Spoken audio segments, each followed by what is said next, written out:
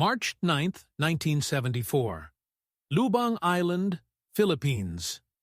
A Japanese man in tattered military uniform emerged from the jungle, carrying a rifle that was still functional despite being nearly 30 years old.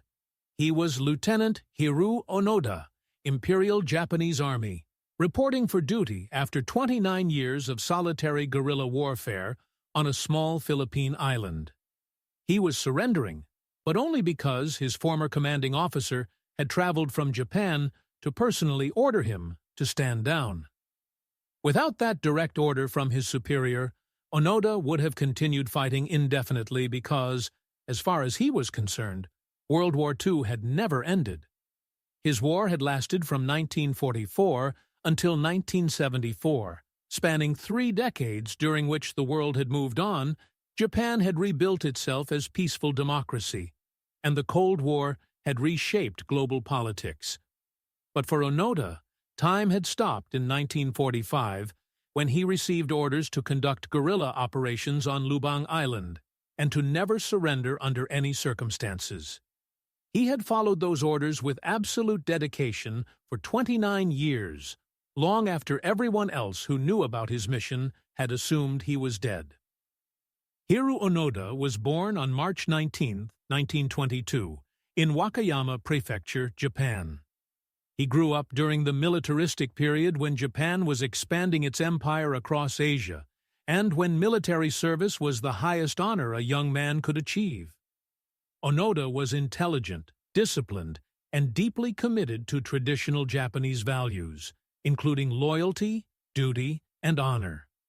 He attended school in Japan and then worked for a trading company in China before being conscripted into the Imperial Japanese Army in 1942. His intelligence and language skills caught the attention of military recruiters who assigned him to Nakano School, the Imperial Army's intelligence and guerrilla warfare training center. Nakano School trained elite operatives for special operations behind enemy lines. The curriculum emphasized survival skills, guerrilla tactics, intelligence gathering, sabotage, and psychological warfare. Students learned to operate independently for extended periods without supplies or support. They learned to blend into local populations, to recruit and organize resistance movements, and to conduct operations that would tie down enemy forces far larger than the guerrilla units themselves. The training was rigorous, and the graduation rate was low. Those who completed the program were considered among the most capable soldiers in the Japanese military. Onoda graduated from Nakano School in 1944 and was commissioned as a second lieutenant. His first assignment was to the Philippines, where American forces were advancing, and where Japan needed guerrilla units to harass American supply lines and to delay American progress toward the Japanese home islands. Onoda arrived on Lubang Island in December 1944 with orders to conduct guerrilla operations, to destroy the airfield and port facilities to prevent them from being used by American forces, and to never surrender regardless of circumstances.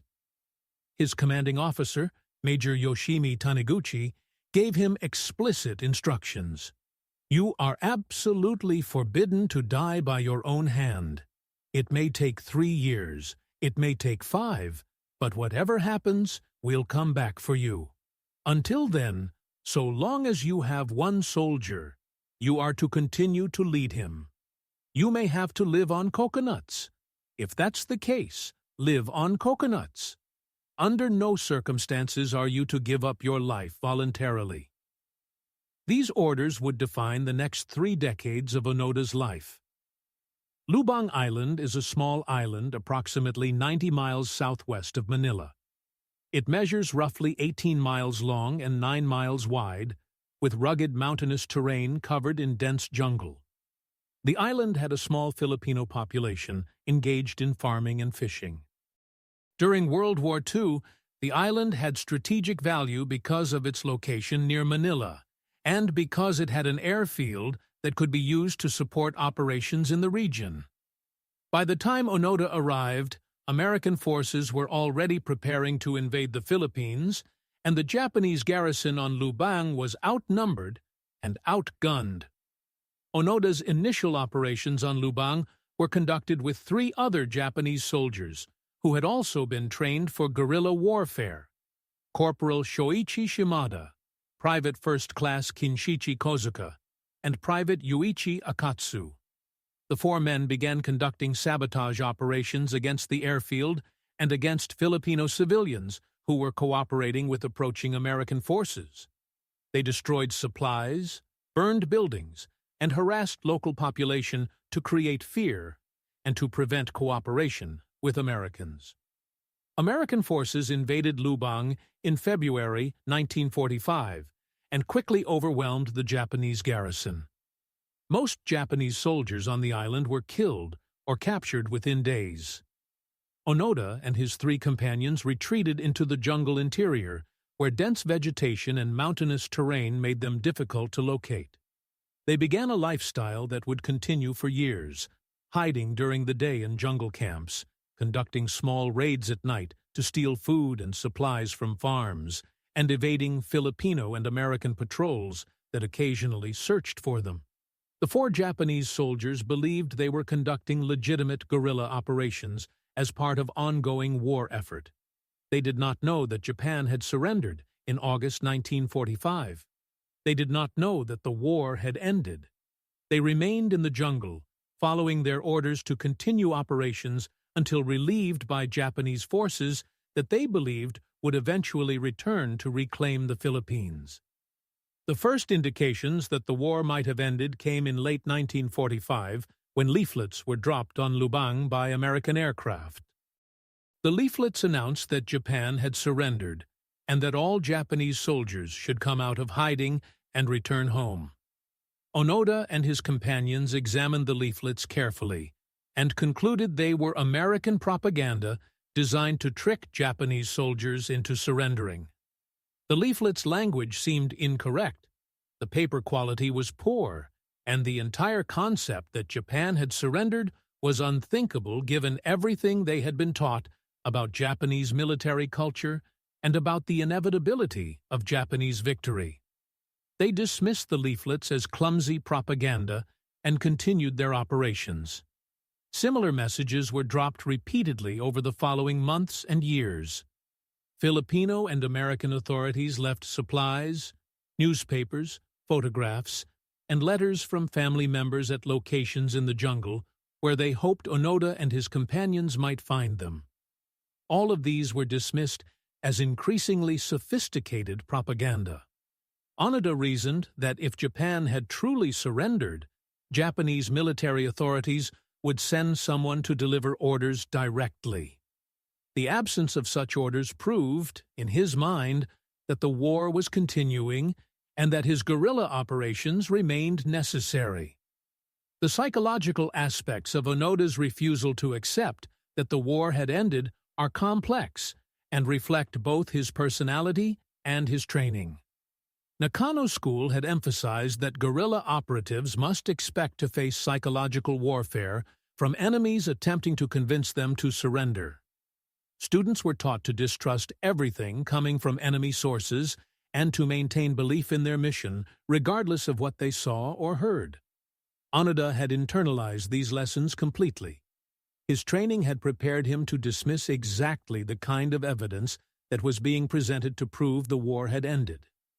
Beyond his training, Onoda's personality was characterized by extreme dedication to duty and by inability to accept that his mission might have become obsolete. He had received orders from his commanding officer to continue operations until relieved. Those orders had never been countermanded by anyone with authority to do so. Therefore, the orders remained valid, and he was obligated to continue following them.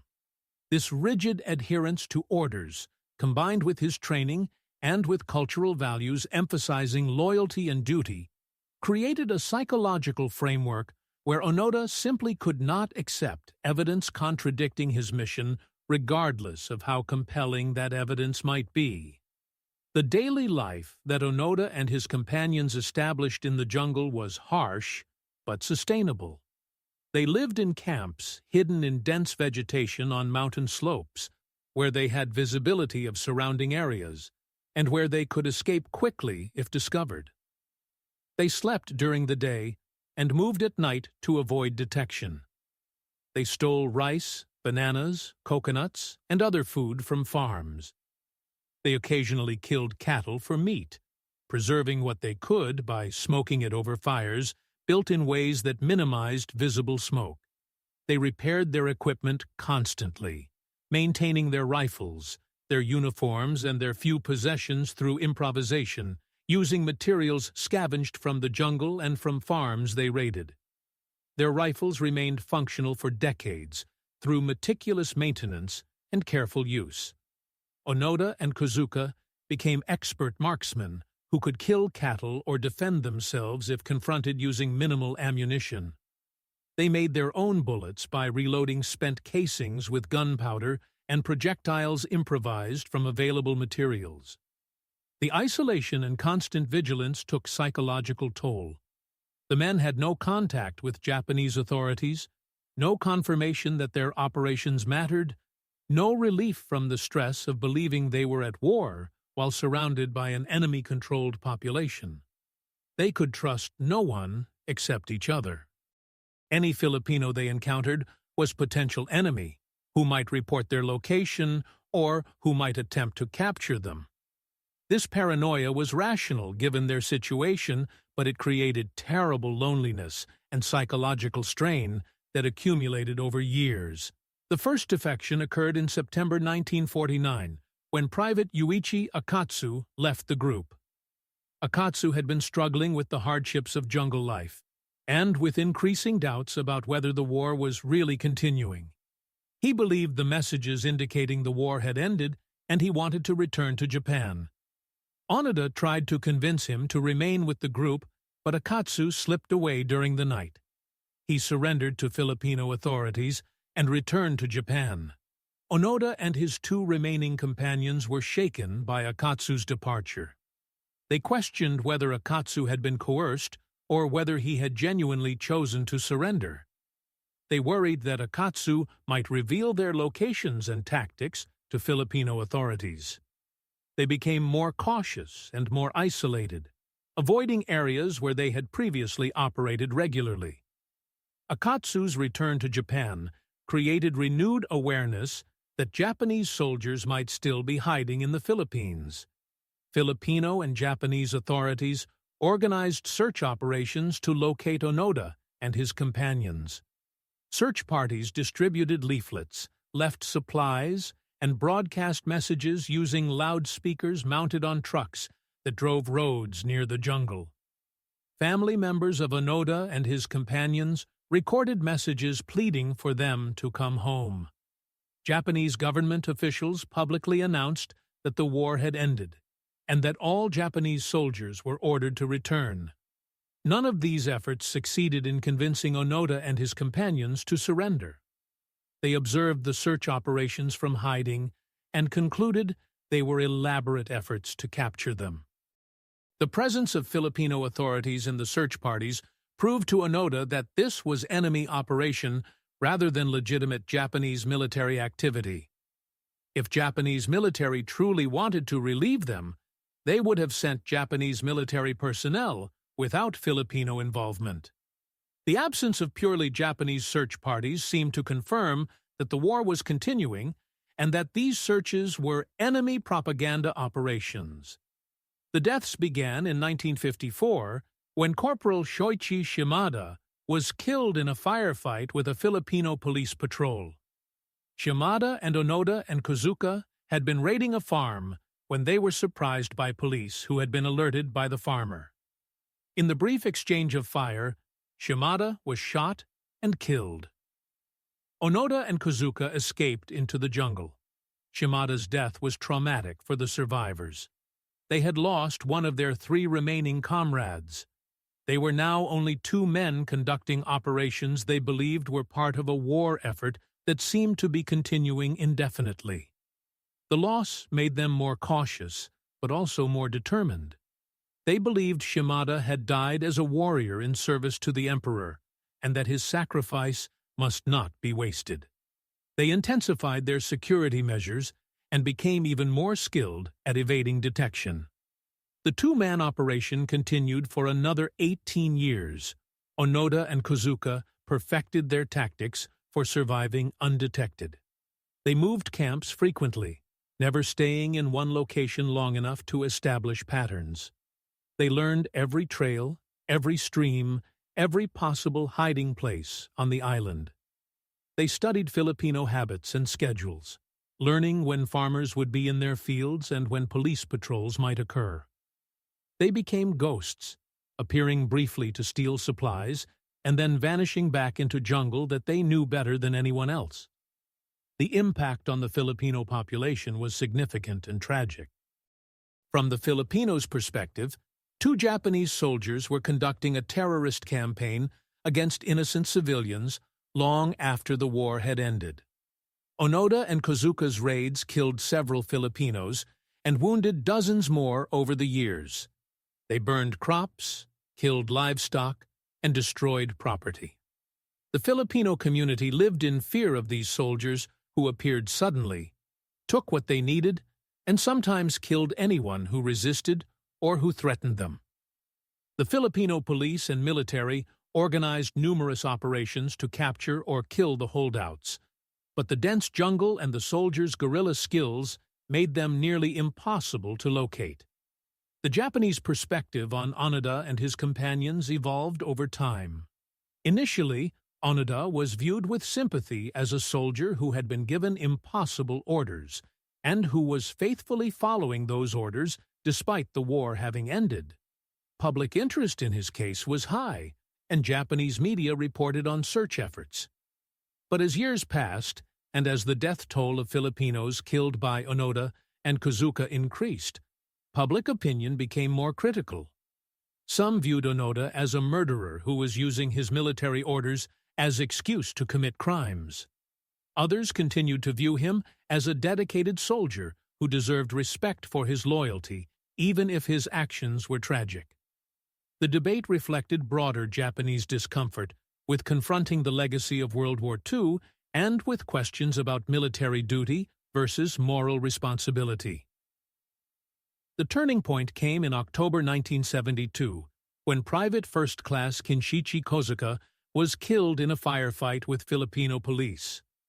Kozuka and Onoda had been burning rice at a farm in an attempt to deny resources to what they believed were enemy forces. Police responded to the fire and confronted the two Japanese soldiers. In the exchange of fire, Kozuka was shot and killed. Onoda escaped once again into the jungle.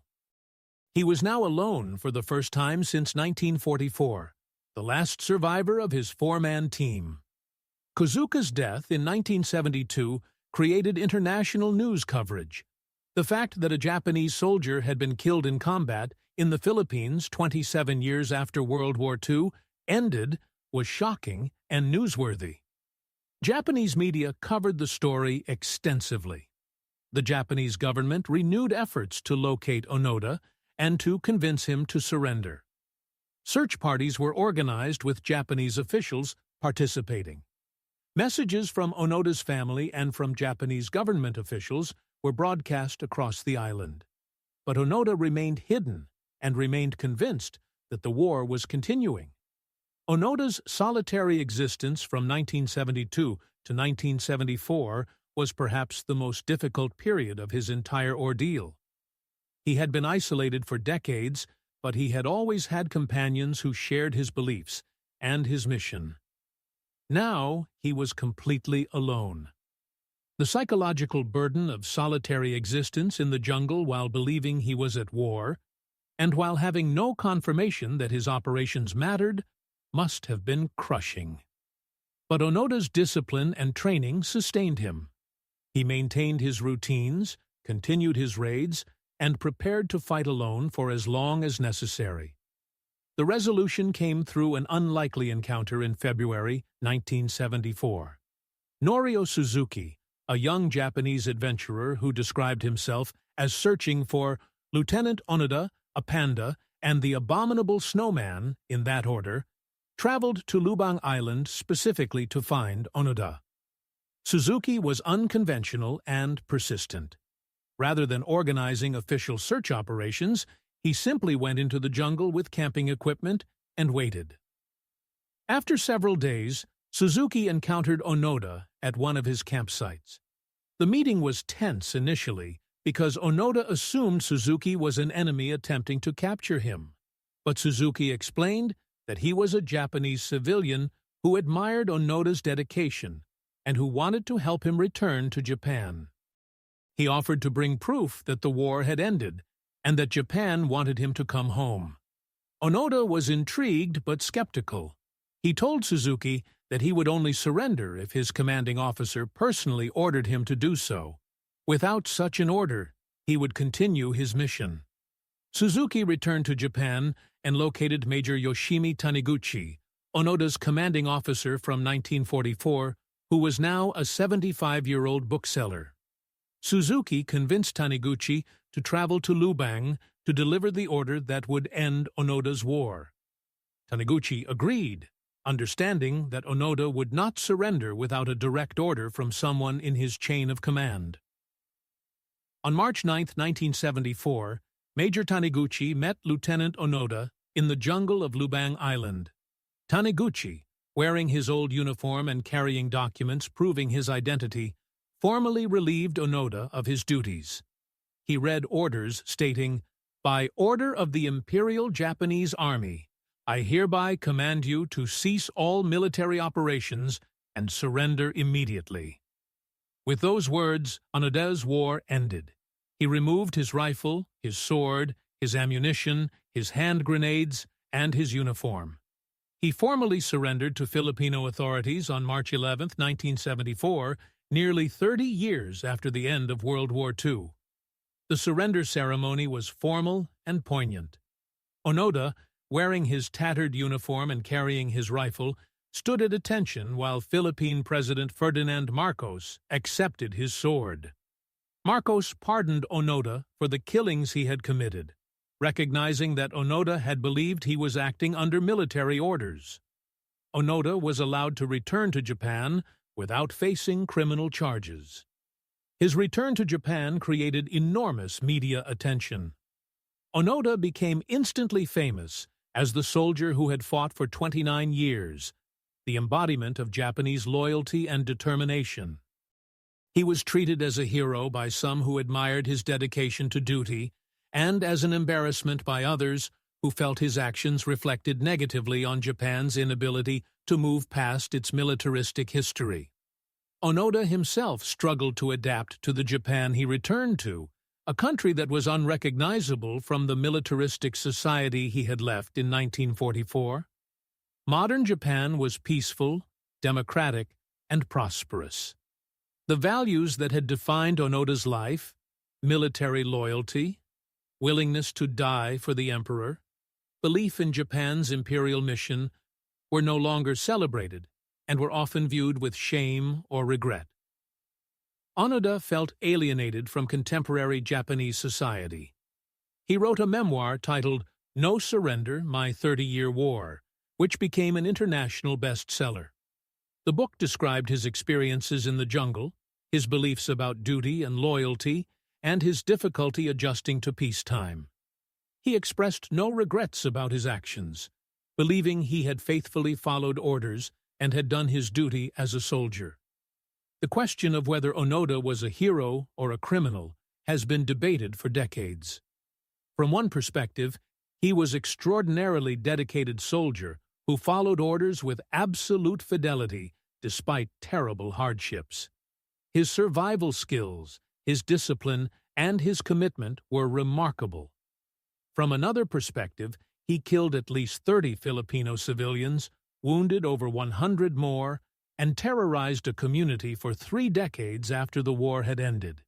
He refused to accept overwhelming evidence that the war had ended because accepting that evidence would have meant acknowledging his mission was pointless. The debate reflects broader questions about military obedience, about when soldiers have obligation to question orders, and about whether dedication to duty can excuse actions that harm innocent people. Onoda's post-war life took an unexpected turn when he moved to Brazil in 1975, unable to adjust to modern Japan. He became a cattle rancher in Brazil, living in a rural community that resembled the isolated jungle life he had known. He married and raised a family. He eventually returned to Japan in the 1980s and established a nature school teaching survival skills and outdoor education to young people. He became an advocate for environmental conservation and for teaching self-reliance. He continued giving lectures about his experiences until late in his life. He died in 2014 at age 91, having lived longer after his war ended than he had lived during his 29-year guerrilla campaign. The psychological analysis of Onoda's case reveals several factors that enabled him to maintain his mission for so long. First, his training at Nakano School had explicitly prepared him to resist psychological pressure to surrender. He had been taught that enemies would use propaganda and psychological warfare to undermine his will. Second, his personality was characterized by extreme discipline, rigidity, and inability to question authority or to adapt to changing circumstances. Third, the isolated environment meant he had no access to alternative viewpoints or to information that might have challenged his beliefs. Fourth, the loss of his companions reinforced his commitment because giving up would have meant their deaths were meaningless. The combination of these factors created a closed psychological system where contradictory evidence was reinterpreted to fit existing beliefs, rather than changing those beliefs. The comparison between Hiroo Onoda and other Japanese holdouts who remained in hiding after the war ended reveals that Onoda was exceptional in the duration of his holdout, but not unique in refusing to accept that the war had ended. Other Japanese soldiers hid in various locations across the Pacific for years after the war.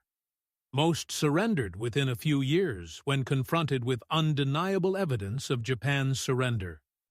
Some, like Teruo Nakamura, who surrendered in Indonesia in 1974, held out for similar periods as Onoda, but Onoda became the most famous because of the dramatic nature of his surrender and because of his subsequent celebrity. The holdout phenomenon reflected the extreme indoctrination of Japanese military culture that taught soldiers that surrender was the ultimate disgrace and that death was preferable to capture. The impact on the Filipino community on Lubang Island was traumatic and lasting. The community had been terrorized by 2 Japanese soldiers for 3 decades. Families had lost members who were killed during raids. Farmers had lost crops and livestock. The psychological impact of living in fear for so long created lasting trauma. When Onoda surrendered, the Filipino reaction was mixed. Some felt relief that the ordeal was finally over. Others felt anger that Onoda was pardoned and allowed to return to Japan as a hero, while his victims were largely forgotten. The pardon granted by President Marcos was controversial, viewed by some as necessary reconciliation, and by others as injustice that denied accountability for Onoda's actions. The broader historical context of Onoda's story includes Japan's complex relationship with its World War II history.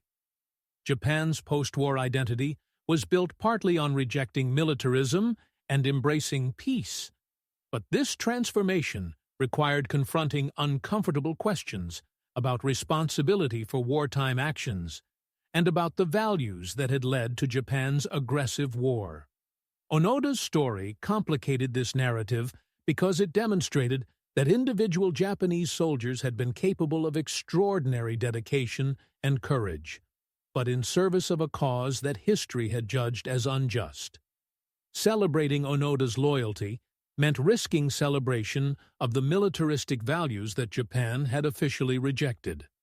Criticizing Onoda meant acknowledging that following orders was not adequate justification for harmful actions.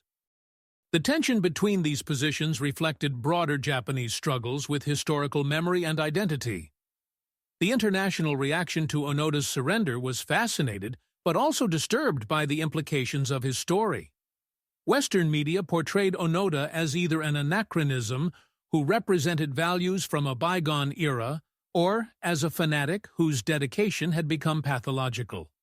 The story raised questions about how soldiers should respond when their orders conflict with changed circumstances or with moral considerations.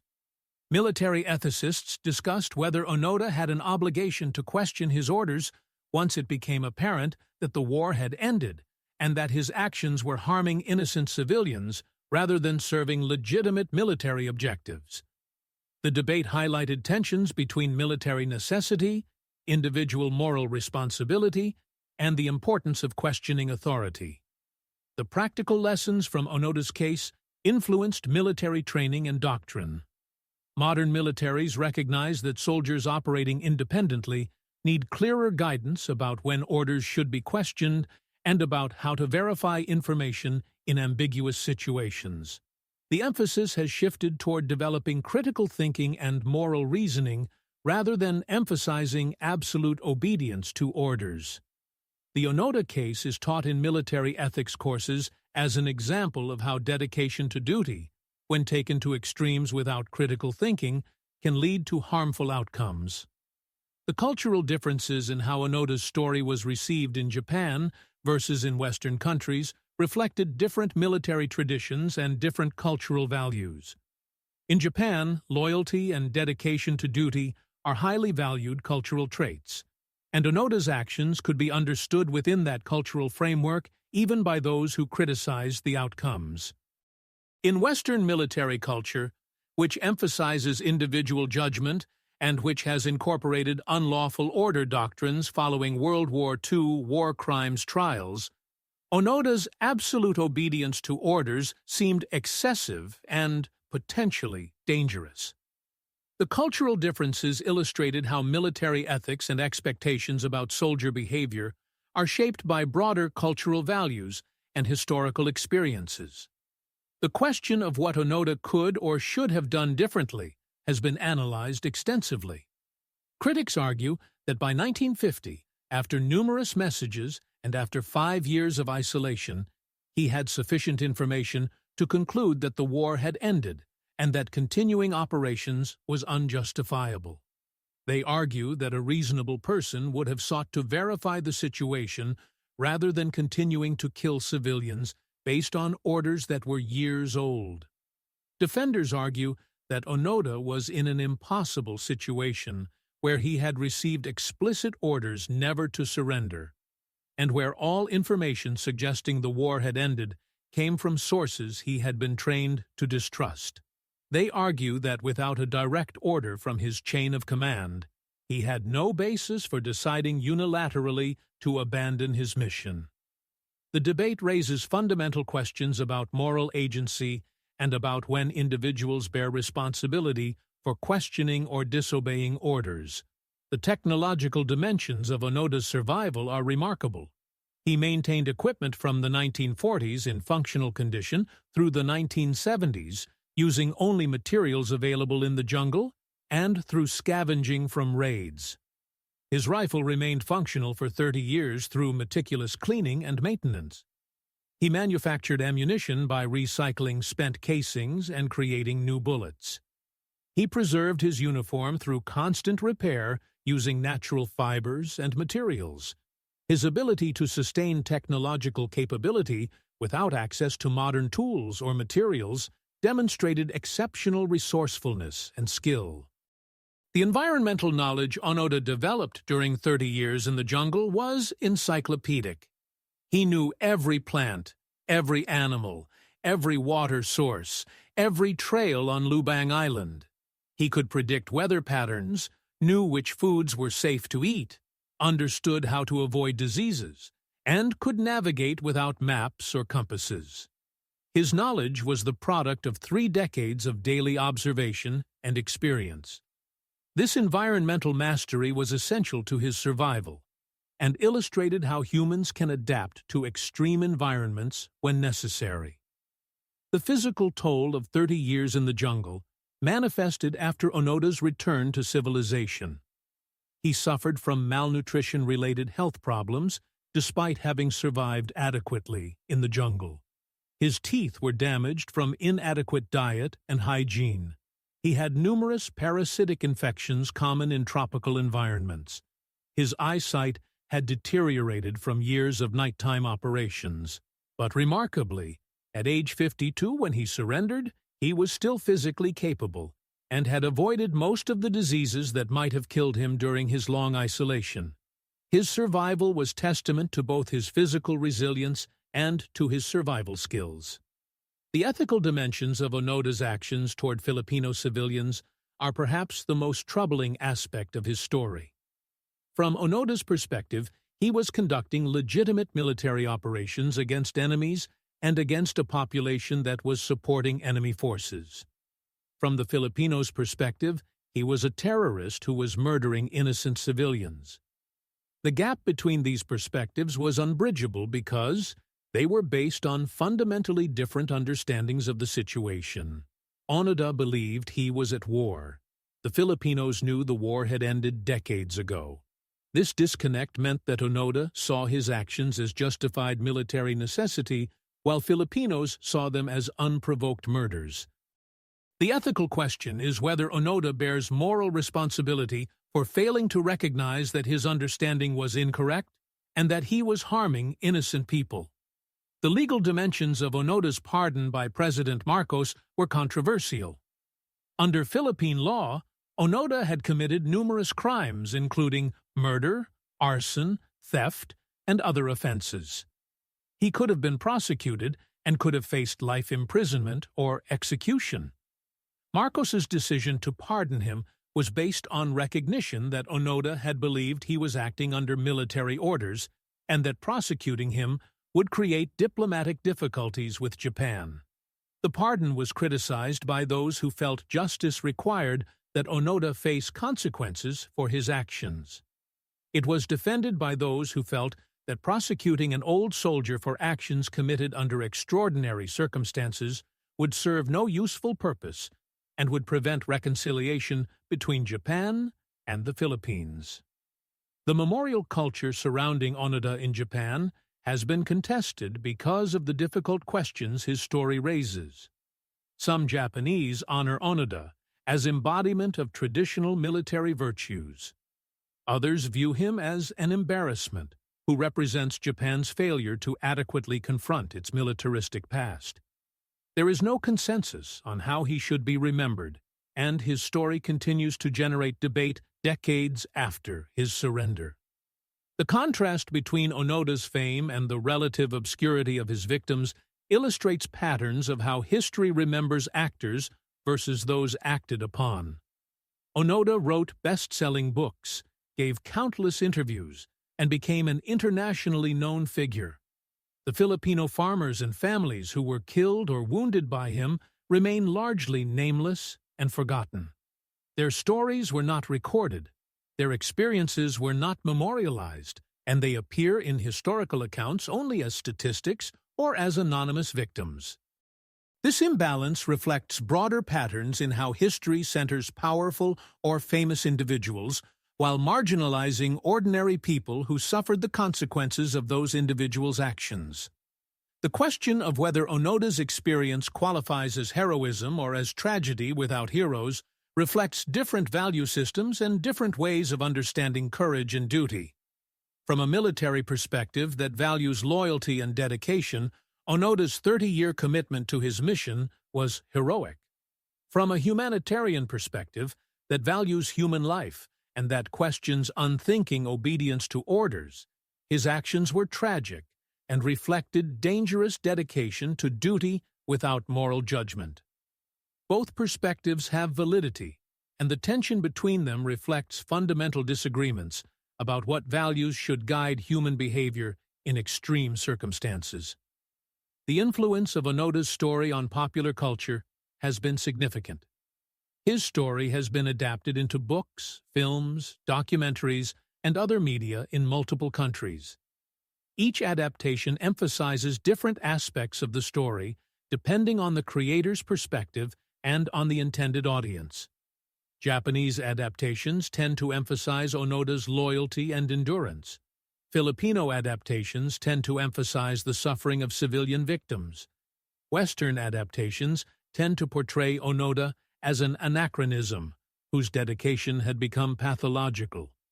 The variety of adaptations illustrates how the same historical events can be interpreted in vastly different ways depending on cultural perspective and values. The final years of Onoda's life were spent partly in Brazil and partly in Japan. He established a nature school in Japan, teaching young people outdoor survival skills and self-reliance.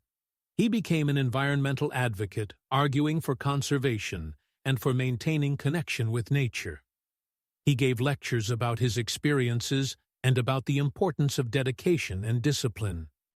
He expressed no regrets about his actions during his 30-year war, maintaining until his death that he had simply been following orders and doing his duty. His refusal to express remorse troubled some who felt he should have acknowledged the harm his actions had caused. Others respected his consistency and his refusal to apologize for actions he believed were justified. His death in 2014 was widely covered in international media. Obituaries described him as the soldier who refused to surrender and emphasized the remarkable duration of his holdout. Some obituaries celebrated his dedication. Others noted the tragic consequences of his actions. The varied perspectives in obituaries reflected the complex and contested nature of his legacy. The lessons from Hiroo Onoda's story remain relevant to contemporary military ethics and to broader questions about duty, obedience, and moral responsibility. His story illustrates how dedication to duty, when combined with inability to question orders or to adapt to changed circumstances, can lead to tragic outcomes. It demonstrates the importance of critical thinking and moral judgment in military contexts. It raises questions about when following orders is appropriate and when it becomes abdication of moral responsibility. These questions are not abstract or historical. They remain relevant whenever soldiers face unclear situations where orders may conflict with moral considerations or where circumstances have changed in ways that make original orders obsolete or harmful.